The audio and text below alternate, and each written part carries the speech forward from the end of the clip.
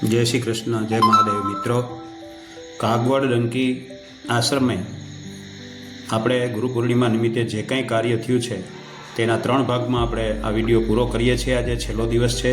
Video પૂરો જોઈને like share subscribe કરજો। તો મિત્રો, ચાલો આપણે આના વિશે પણ થોડી વાત કરીએ। જૂનાગઢથી કાગવડ ડંકી આશ્રમ સુધી સેવા, ભક્તિ અને પ્રસાદનું પાવન યજ્ઞ। આજે હું આપ સૌ સાથે એક એવા પવિત્ર પ્રસંગની વાત શેર કરવા જઈ રહ્યો છું, જે માત્ર એક યાત્રા નહોતી, પરંતુ સેવા, ભક્તિ અને પ્રેમ, માનવતાનો જીવંત અનુભવ હતો। અમે જૂનાગઢ સ્થિત અમારા હાજર ઘરેથી પોતાના હાથે પ્રેમ અને ભાવપૂર્વક લાડુ તૈયાર કર્યા। આ લાડુ માત્ર મીઠાઈ નહોતા, પરંતુ તેમાં અમારી શ્રદ્ધા, ગુરુ પ્રેમ અને ભગવાન પ્રત્યેની ભક્તિ સમાયેલી હતી। દરેક લાડુ બનાવતી વખતે અમારા મનમાં એક જ ભાવ હતો કે આ પ્રસાદ આશ્રમમાં પહોંચીને આજે ગુરુ પૂર્ણિમા હોવાથી અનેક જીવોને આનંદ અને તૃપ્તિ આપે, એવો અમારો ભાવ હતો, એવો અમારી લાગણી હતી, એવો અમારો પ્રેમ હતો।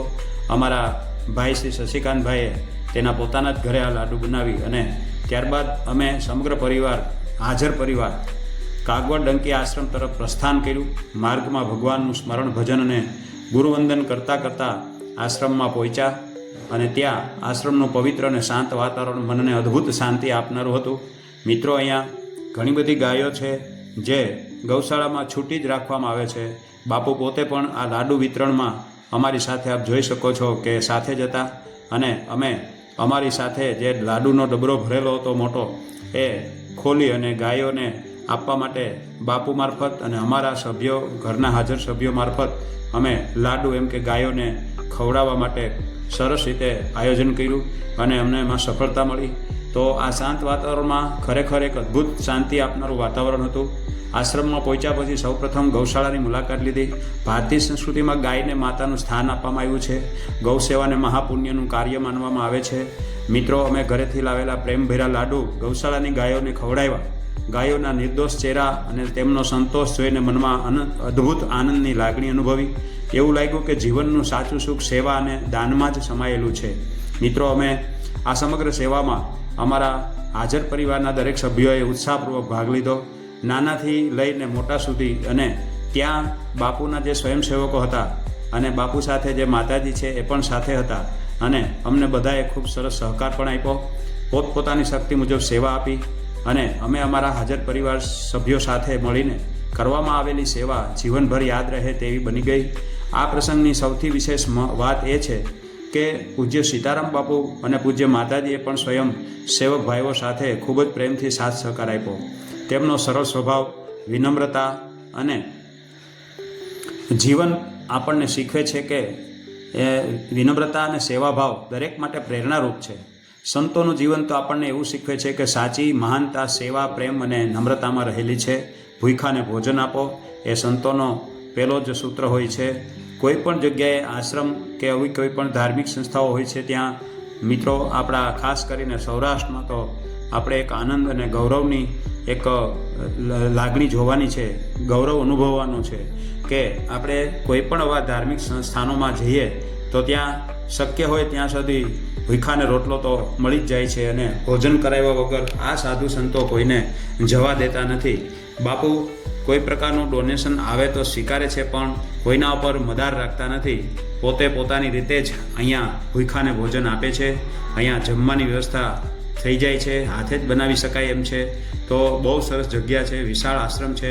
તો આપ જ્યારે આ જૂનાગઢથી ગોંડલ રોડ ઉપર કાગવડ તરફ જતાં પહેલાં કાગવડ ડંકી નામનું આશ્રમ છે, ત્યાં ચોક્કસ આવી અને એક વખત આ લાભ લેજો। અને મિત્રો, અહીંયા આવવા જેવું છે। બીજા નંબરમાં અહીંયા આજુબાજુના ગામોનો પણ સાથ સહકાર ઘણો મોટો છે, એ આપણે રૂબરૂ જોઈ શકીએ છીએ કે અહીંયા સ્વયંસેવક ભાઈઓ પણ પોતાની નૈતિક ફરજ સમજીને સમયે હાજર થઈ જ જાય છે। અહીંયા આશ્રમમાં ગામની નાની દીકરીઓને ખૂબ પ્રેમ અને સ્નેહથી જમાડવામાં આવી, એના પગ ધોઈ અને એનું ખૂબ જ રીતે પૂજન કરવામાં આવ્યું। દરેક દીકરીને દક્ષિણા આપવામાં આવી અને આશ્રમમાં આ રીતે ખૂબ પ્રેમ અને સ્નેહથી જમાડવામાં આવી। ભારતીય પરંપરામાં કન્યાઓને દેવીનું સ્વરૂપ માનવામાં આવે છે, તો તેમનો સન્માન કરવું અને પ્રેમથી ભોજન કરાવવું એ એક પવિત્ર સેવા છે। દીકરીઓના ચહેરા પરનો આનંદ અને નિર્દોષ સ્મિત સમગ્ર વાતાવરણને વધુ પવિત્ર બનાવી રહ્યું હતું। મિત્રો, આ એક આહલાદક પ્રસંગ થઈ ગયો કે ગુરુ પૂર્ણિમાના દિવસે બાપુએ આ સીતારામ બાપુ પોતે બિરાજમાન જે આપને દેખાય છે, તેમણે બહુ સરસ રીતે આ બધું આયોજન કરી અને એક નિર્દોષ સેવા આવી પણ કરી છે. અને એટલું જ નહીં, આ દીકરીઓના પગ માતાજીએ પૂજા અને બધી દીકરીઓને એક જ સરખું એમ કે દક્ષિણા, એક જ સરખું ભોજન બહુ સરસ રીતે સાથે બેસાડી અને એક પીરસીને વ્યવસ્થિત રીતે એને માન સન્માન સાથે એક જોગણી છે, એક દેવી છે, એક કુમારિકા છે, એક કન્યા છે, એક બાળકી છે, નાનું બાળક છે, એમ સમજીને એને સરસ રીતે સારી રીતે માનપાન આપીને વ્યવસ્થિત રીતે એના પગનું પૂજન કરી, પગ એના ચરણોની એમ કે જે ચરણ રજ લઈ અને એ રીતે એ દીકરીઓને ગોયણીની જેમ આપણે જે ગોયણી કરીએ છીએ રાંદલ માતાજીના પ્રસંગમાં કે ત્યારે, તો આ રીતે એક ગોયણીની રીતે પણ એને ખૂબ સરસ રીતે દીકરીઓના ચહેરા ઉપર એક સારામાં સારું સ્મિત દેખાણું અને નિર્દોષ ભાવ દેખાણો અને દીકરીઓ પણ બધી ખૂબ ખુશ થઈ ગઈ. અને દરેક દીકરીને બાપુએ પોતાના સ્વહસ્તે એમ કે યોગ્ય દક્ષિણા પણ આપી. દીકરીઓના પગ ધોવાઈ જાય અને દીકરીને એક પછી એકને દક્ષિણા અપાય, કોઈ દીકરી રહી ન જાય એના માટે બાપુએ ખૂબ સરસ રીતે તકેદારી પણ રાખી. અને આ એક સરસ મજાનો સેવાનો લાભ અહીંયા આવી રીતે બાપુએ આવી રીતે આપ્યો છે. તો અહીંયા આજે ગુરુ પૂર્ણિમાના દિવસે ઘણા બધા એમ કે દર્શનાર્થીઓ પણ અહીંયા દર્શને આવતા હોય છે. અહીંયા સિદ્ધેશ્વર મહાદેવ, મહાકાળ ભૈરવ દાદા, મા ખોડિયાર માતાજીનું મંદિર, એક સ્થાન એવું પણ છે કે જ્યાં કામાખ્યા દેવી પણ છે. તો આ બાપુ જે બિરાજમાન છે એણે આ કેશવાનંદ બાપુના શિષ્ય છે, સીતારામ બાપુ પોતે. તો સરસ રીતે આ બધું એમણે પણ અત્યારે જાળવી રાખ્યું છે. ગુરુ પરંપરા મુજબ એણે આજે ગુરુ પૂર્ણિમાના દિવસે બહુ સરસ રીતે પૂજન પણ કર્યું, ચરણ પાદુકાની પૂજન કર્યું, જે આપણે ભાગ પહેલો અને બીજો એમાં બધું જોયું. તો હવે મિત્રો, આ રીતે આપણે આ આશ્રમની એની પોતાની જે મર્યાદાઓ અને એની જે ખાસિયત છે એ પણ આપણને એક ખૂબ આનંદ આપે એવી જગ્યા છે. તો આપ જ્યારે પણ અહીંથી નીકળો ત્યારે એક વખત ચોક્કસ અહીંયા આવજો અને અહીંયા આ આશ્રમની મુલાકાત લેજો. દીકરીઓ નિર્દોષ ભાવે શાંતિથી બેસીને જમી શકે એ રીતે એને પીરસીને શાંતિથી જમાડવામાં આવી છે. બધી દીકરીઓ ખૂબ શાંતિથી જમી શકે એવી સરસ રીતે બેઠક વ્યવસ્થા રાખેલી છે. દરેકને પોતાનું સ્થાન સારી રીતે એમ કે થાળીમાં જ બધું ભોજન મળે અને જોઈએ એટલું ભોજન અનલિમિટેડ જેટલું જોઈએ એટલું મળી શકે એવા સરસ મજાના પ્રયત્નો કરી અને બાપુ એક પોતે સાથે બાજુમાં જ બેસીને આ બધું એમ કે માર્ગદર્શન આપતા આ રીતે આ બધી બાળાઓને સરસ રીતે જમાડી. અને બધી બાળાઓ કોઈ પોતાના ભાંડરું સાથે તો કોઈ બાળાઓ બંને બેનપણીઓ એવી રીતે સાથે પણ બેસી કે જેને કાયમી માટે આવી ટેવ હોય છે, અથવા તો બંને સગી બહેનો હોય તો એ પણ સાથે બેસીને જમે. આ રીતે દરેક બાળાઓએ સરસ રીતે ભોજન આરોગ્યું અને ખૂબ શાંતિથી એને ભોજન કરાવ્યું. બાપુ પણ ખુશ થયા અને દીકરીઓ પણ ખૂબ જ સારા. અને આવા આશ્રમમાં તો પછી દીકરીઓ આશીર્વાદ આપવાની જ છે, કારણ કે એને સરસ મજાનું શાંતિથી પ્રેમપૂર્વકનું અને એકદમ આદર સત્કારથી ભોજન આપવામાં આવ્યું છે. મિત્રો, તો આ પણ એક આપણી પરંપરા છે કે આવા સારા દિવસોમાં, આવા ગુરુ પૂર્ણિમાના એક પાવન દિવસોમાં એક ગુરુ પોતાના એક શિષ્ય પોતાના ગુરુ માટે કેટલું સરસ આ અત્યારે પણ તેની ચરણ પાદુકાનું પૂજન કર્યા પછી અમે એમ કે લાડુ લઈ ગયા હતા, તો લાડુ પણ અમને આપવા માટે બાપુ પોતે હાજર રહ્યા, અમારી સાથે આવ્યા અને અમને ખૂબ મજા આવી. તો આ રીતે આ દીકરીઓએ બધીએ પ્રસાદ લીધો. ત્યાર પછી નાના જે કોઈ દીકરાઓ હતા એ બધા જે દર્શનાર્થે આવેલા હતા, આજુબાજુના ગામના એની નાની બહેનો સાથે પણ જે આવ્યા હતા, એમને પણ બાપુએ સરસ રીતે માનપાન આપી અને એમને જમાડ્યા. માત્ર એટલું જ નહીં, આશ્રમમાં આવેલા દરેક દર્શનાર્થીઓને પણ ખૂબ આદર સન્માન અને પ્રેમથી પ્રસાદ રૂપે ભોજન પીરસવામાં આવ્યું. કોઈ નાનો કે મોટો એવો ભેદ રાખવામાં આવ્યો નહીં. સૌને સમાન ભાવથી આવકારવામાં આવ્યા. આ દ્રશ્ય આપણને ભારતીય સંસ્કૃતિના અતિથિ દેવો ભવ ના સંદેશને જીવંત બનાવતું હતું. આ સમગ્ર આયોજનમાં અનેક સ્વયંસેવક ભાઈઓ અને બહેનોએ નિસ્વાર્થ સેવા આપી અને પોતે પોતાનો એક અમૂલ્ય સમય આપી અને આ ધર્મસ્થાનમાં સરસ રીતે આ ધર્મસ્થાનને દીપાયું.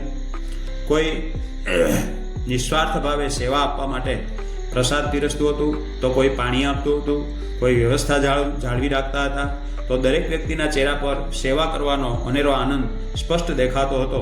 આવી નિસ્વાર્થ સેવા જ સમાજને એકતા અને પ્રેમના બંધનમાં બાંધે છે. આ પ્રસંગે આપણને એક મહત્વનો સંદેશ પણ મળે છે કે જીવનમાં ધન કરતાં પણ મોટું દાન સેવા અને પ્રેમનું છે. જ્યારે આપણે કોઈ ભૂખ્યા માણસને ભોજન કરાવીએ છીએ, તે ગાયોને ખવડાવીએ છીએ, સંતોના આશીર્વાદ મેળવીએ છીએ અને સૌને સમાન ભાવથી સન્માન આપીએ છીએ, ત્યારે જીવન ખરેખર ધન્ય બની જાય છે. મિત્રો, આ પણ એક બહુ અગત્યની વાત છે. આવો દરેક ધાર્મિક પ્રસંગ માત્ર વિધિ પૂરતો ન રહે, પરંતુ સમાજમાં પ્રેમ, એકતા, દયા અને માનવતાનો સંદેશ ફેલાવે તે ખૂબ જરૂરી છે. સંતોના આશીર્વાદ અને સેવાભાવથી જ સમાજમાં સકારાત્મક પરિવર્તન આવે છે અને આ સકારાત્મક પરિવર્તન એ પણ આપણા સમાજ માટે ખૂબ જરૂરી છે. અંતમાં હું ભગવાનને પ્રાર્થના કરું છું કે અમને હંમેશા આવા પવિત્ર કાર્યોમાં જોડાવાનો અવસર મળે. અમારા પરિવાર પર પૂજ્ય શ્રી સીતારામ બાપુ, પૂજ્ય માતાજી, તમામ સ્વયંસેવક ભાઈઓ બહેનો અને આશ્રમ સાથે જોડાયેલા એમ કે દરેક ભક્ત પર ભગવાન અને ગુરુદેવની કૃપા સદાય વરસતી રહે એવી અમારી ભગવાનને પ્રાર્થના છે. બાપુ પણ પોતે તેની આસન ઉપર બેસીને પૂરેપૂરું માર્ગદર્શન સાથે ખૂબ સરસ રીતે સેવામાં એક રીતે જોડાયેલા જ હતા.